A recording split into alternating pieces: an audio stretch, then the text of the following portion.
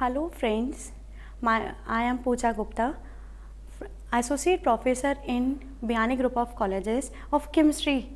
Today we are discuss about our topic bond order. आज हम ये जानेंगे कि बॉन्ड ऑर्डर हम लोग मतलब एमओटी थ्योरी से हम लोग कैसे फाइंड आउट करने वाले हैं, क्योंकि यहाँ सबसे ज़्यादा कन्फ्यूज़न होता है जब हम बॉन्ड ऑर्डर निकालने हैं। तो ध्यान रखिएगा, जो बॉन्ड ऑर्डर होता है वो प्रोपोर्शनल होता है बॉन्ड एनर्जी के और इन्वर्सली प्रोपोर्शनल होता है बॉन्ड लेंथ के। अब देखिए निकालने का मेथड कैसे है। सबसे पहले नंबर ऑफ एटम्स हमें कितने नंबर ऑफ इलेक्ट्रॉन्स हमें कितने दिए हुए हैं और उनका बॉन्ड ऑर्डर। अगर नंबर ऑफ इलेक्ट्रॉन 9 है तो बॉन्ड ऑर्डर हो जाएगा 0.5, नंबर ऑफ इलेक्ट्रॉन 10 है तो बॉन्ड ऑर्डर हो जाएगा 1.0, नंबर ऑफ इलेक्ट्रॉन्स 11 है तो बॉन्ड ऑर्डर हो जाएगा 1.5। अब आप बोलेंगे कि कैसे। अब हम बात करते हैं सबसे पहले N2 की। N2 में देखिए टोटल नंबर ऑफ इलेक्ट्रॉन्स अगर हम काउंट करें तो N के पास 1 एंड N के पास कितने होते हैं 7 और सेकेंड N के पास कितने होते हैं 7, तो टोटल इलेक्ट्रॉन्स हो गए हमारे पास 14।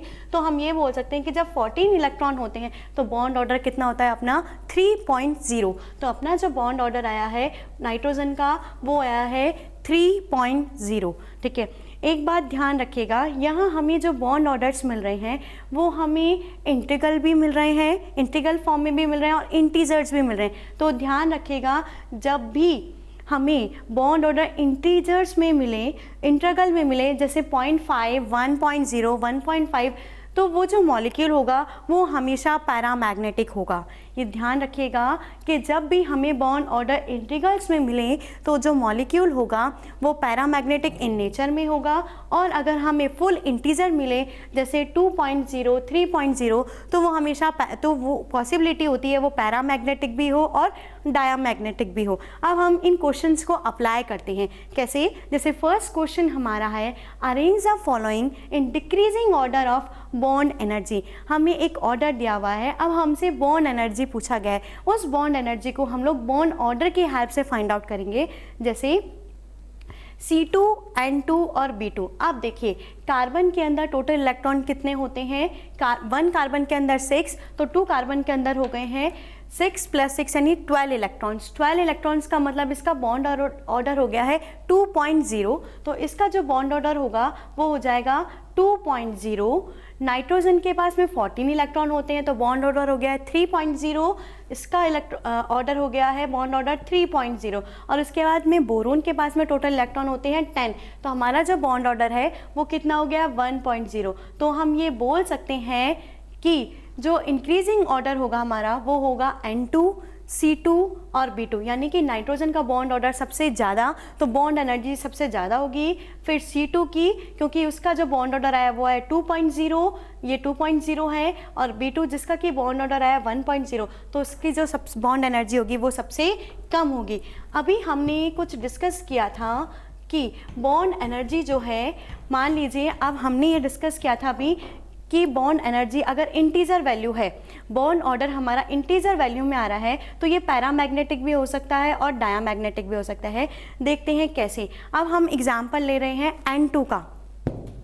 ये देखिए N2 जो है, N2 में हम लोग इलेक्ट्रॉन्स फिलिंग करेंगे तो 14 इलेक्ट्रॉन आएगा। अब देखिए यहाँ पर K जो है वो 1 के रिप्रेजेंट कर रहा है 1s ऑर्बिटल को, 2 के रिप्रेजेंट कर रहा है 2s ऑर्बिटल को। उसके बाद में हमने 2p वाले जो ऑर्बिटल्स हैं और जो 2pz हैं उनको इस तरीके से एनर्जी ऑर्डर में अरेंज किया है। हमें 14 इलेक्ट्रॉन्स फिल करने हैं, तो देखिए 2, 4, 6, 8 तो हम लोग ने इन 1s और 2s ऑर्बिटल में फिल कर चुके हैं। अब हमारे पास में टोटल इलेक्ट्रॉन्स कितने बचे हैं, तो 2, 4, 6, 8 तो हम लोग फिल कर चुके हैं 9, 10, 11, 12, 13, 14 के। देखिए हम बात करते हैं ऑक्सीजन के ऑक्साइड्स का, हमें बॉन्ड ऑर्डर निकालना है। ठीक है, बॉन्ड ऑर्डर निकालना है तो ऑक्सीजन के पास में, O2 के पास में कितने इलेक्ट्रॉन होते हैं 16 इलेक्ट्रॉन होते हैं। 16 इलेक्ट्रॉन में हमने देखा कि हमारे पास जो बॉन्ड ऑर्डर आया वो आया 2.0। उस कंडीशन में बॉन्ड ऑर्डर कितना हो गया है 2.0। O2 प्लस 16 इलेक्ट्रॉन है प्लस 1, मतलब हमें क्या करना है यहाँ से एक इलेक्ट्रॉन को रिमूव करना है क्योंकि पॉजिटिव चार्ज है। इलेक्ट्रॉन हो गए 15 इलेक्ट्रॉन, बॉन्ड ऑर्डर आ गया है 2.5। उसके बाद में O2 नेगेटिव 16, एक इलेक्ट्रॉन हमें ऐड करना है, इलेक्ट्रॉन हो गए 17 इलेक्ट्रॉन, बॉन्ड ऑर्डर उस कंडीशन में आया 1.5। और लास्ट में O2 negative 18 electron, bond order आ गया है 1.0। तो हम लोग ये कह सकते हैं अगर हम इनको डिक्रीजिंग ऑर्डर में लगाते हैं बॉन्ड ऑर्डर के, तो देखा गया कि सबसे ज़्यादा bond order 2.5, then 2.0, then 1.5, then 1.0। इसे हम डिक्रीजिंग ऑर्डर में, यानी O2 प्लस का बॉन्ड ऑर्डर सबसे ज़्यादा है और O2 नेगेटिव का बॉन्ड ऑर्डर सबसे कम है। और हमने ये भी देखा कि जो बॉन्ड ऑर्डर है वो इन्वर्सली प्रोपोर्शनल होता है 1 बॉन्ड लेंथ के। इसका मतलब O2 नेगेटिव का बॉन्ड लेंथ सबसे ज़्यादा है, देन O2 नेगेटिव का, फिर O2 और O2 प्लस का। ये है हमारा बॉन्ड लेंथ का डिक्रीजिंग ऑर्डर और ये है बॉन्ड ऑर्डर का डिक्रीजिंग ऑर्डर। यस, हम लोग बात कर रहे थे बॉन्ड ऑर्डर की। तो देखिए CO, CO plus, CO2 plus. CO में अगर हम बात करते हैं इलेक्ट्रॉन्स की, तो कार्बन के पास होते हैं 6, कार्बन के पास इलेक्ट्रॉन हो गए 6 और ऑक्सीजन के पास इलेक्ट्रॉन होते हैं 8। इसका मतलब 8 + 6 ये हो गया 14 जब होता है 14 इलेक्ट्रॉन होते हैं तो बॉन्ड ऑर्डर आता है 3.0। इसका मतलब इसका बॉन्ड ऑर्डर हो गया है 3.0। CO प्लस की बात करते हैं हम, तो यहाँ से हम एक इलेक्ट्रॉन कम कर देंगे तो 6 + 7, 6 + 7 हो गए 13 का मतलब बॉन्ड ऑर्डर हो गया है 2.5। और अगर हम CO2 प्लस की बात करते हैं तो हम क्या करेंगे, इस कंडीशन में एक इलेक्ट्रॉन और कम कर लेंगे तो टोटल इलेक्ट्रॉन हो गए 12, तो बॉन्ड ऑर्डर हो गया है 2.0।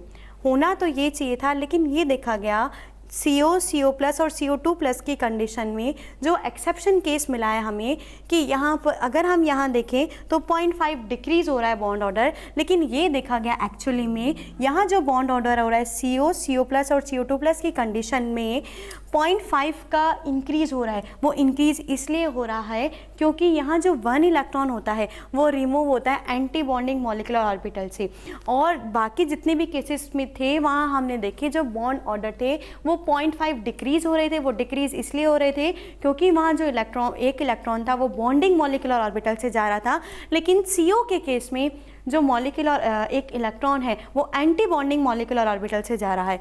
आप देखिए अगर हम बात करें कार्बन की, टोटल हमें 14 इलेक्ट्रॉन भरने हैं। K का मतलब 1s ऑर्बिटल ऑलरेडी फिल है, वहाँ 4 इलेक्ट्रॉन्स फिल किए जा सके हैं, तो 4। उसके बाद में यहाँ पर देखिए CO का हमने हेटेरोडायटोमिक मॉलिक्यूल का MOT बनाया है जिसकी इलेक्ट्रोनेगेटिविटी लो होती है उसका एनर्जी लेवल ऊपर होता है, और जिसकी इलेक्ट्रोनेगेटिविटी मोर होती है उसका ऑर्बिटल जो होता है उसे हम नीचे रखते हैं। टोटल हमारे पास इलेक्ट्रॉन है 14। उसके बाद में 4 इलेक्ट्रॉन फिल किए जा चुके हैं, 6, 8, 10, 12, 14 इलेक्ट्रॉन है। अगर हम यहाँ देखें बॉन्ड ऑर्डर निकालें तो बॉन्डिंग की बात करें तो 2, 4, 6, 8, 10 इलेक्ट्रॉन तो ये बॉन्डिंग वाले, क्योंकि बॉन्ड होता है number of anti bonding minus number of bonding divided by 2। ठीक है, नंबर ऑफ बॉन्डिंग में हमने देखे 10 इलेक्ट्रॉन्स आ चुके हैं। अब नंबर ऑफ एंटी बॉन्डिंग की हम लोग बात करते हैं तो नंबर ऑफ एंटी बॉन्डिंग में हमें इलेक्ट्रॉन्स मिलते हैं 2 और 4 इलेक्ट्रॉन्स आ चुके हैं, 2 इलेक्ट्रॉन्स आ चुके हैं और 2 ये हो गए, यानी टोटल हो गया 4। तो 4 हो गया हमारे पास में 6 डिवाइडेड बाई 2, यानी बॉन्ड ऑर्डर आ गया हमारे पास में 3। तो हमने यहाँ देखा कि अगर हम CO प्लस की बात करें तो जो एक इलेक्ट्रॉन रिमूव होने वाला है वो रिमूव होगा एंटी बॉन्डिंग से, और अगर हम CO2 प्लस की भी बात करते हैं जहाँ भी जो 1 इलेक्ट्रॉन रिमूव होगा वो होगा एंटी बॉन्डिंग से। इस वजह से यहाँ 0.5 का इंक्रीज़ हुआ है, और अदर केसेस में देखा जाए तो 0.5 का डिक्रीज़ होगा। ओके, उम्मीद है कोशिश है कि आपको बॉन्ड ऑर्डर के जो ये ट्रिक्स थे वो आपको समझ आई होगी, और जिसकी हेल्प से आप MOT इजीली फाइंड कर सकते हैं। और साथ ही साथ MOT से आप ये भी बता सकते हैं कि जो दिया हुआ आपको गिवन कंपाउंड है या मॉलिक्यूल है वो पैरामैग्नेटिक है या डायामैग्नेटिक है। यहाँ हमने देखा जो मॉलिक्यूल से CO के अंदर वहाँ इलेक्ट्रॉन की पेयरिंग हो रही है, पेयरिंग होने की वजह से ये क्या है, डायामैग्नेटिक इन नेचर में है, और अगर मैं यहाँ एक इलेक्ट्रॉन कम हो जाए तो वो पैरामैग्नेटिक इन नेचर में होगा। ठीक है, ओके स्टूडेंट्स, कोशिश होगी कि आपका जो टॉपिक है वो क्लियर हो गया होगा और आप लोगों को कोई डाउट नहीं होगा, आपके जो क्वेश्चन हैं MOT के वो इन ट्रिक्स और इन शॉर्ट टाइम में क्लियर हो जाए। Okay, thank you.